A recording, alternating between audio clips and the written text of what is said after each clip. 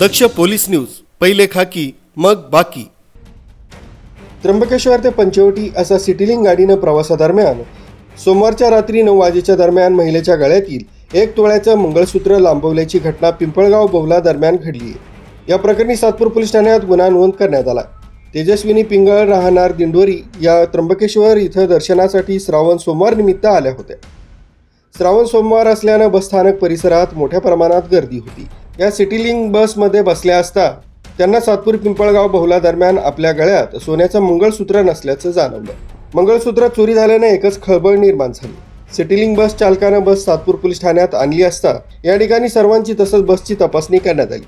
मंगळसूत्र न सापडल्याने अज्ञात व्यक्तीविरोधात सातपूर पोलीस ठाण्यात गुन्हा दाखल करण्यात आला असून सातपूर पोलीस पुढील तपास करीत आहेत। ते स्टॉप कोणतं दादा तिथं आलेलं होतं? पिंपळगाव स्टॉप पासून मला जाणवलं असं का नाहीये माझ्या गाड्यामध्ये पोत असं।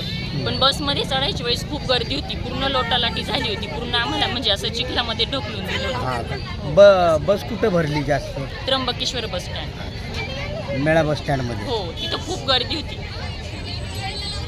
काय मंगळसूत्र होतं का काय? हो मंगळसूत्र होतं गळ्यात, म्हणजे असं चैनीचं होतं। किती अमाऊंटचे काय दिला? 1 तोळ्याचं होतं। काय नाव आपलं? तेजस्विनी पिंगळ, राहणार प्रॉपर कुठलं? दिंडोरी। आता पोलिसांनी तपासणी वगैरे त्यांनी काय सांगितलं आपल्याला? काय आता सर्वांची चेकिंग केली, नाही सापडलं। थँक्यू। न्यूज ब्युरो, दक्ष पोलीस न्यूज, नाशिक।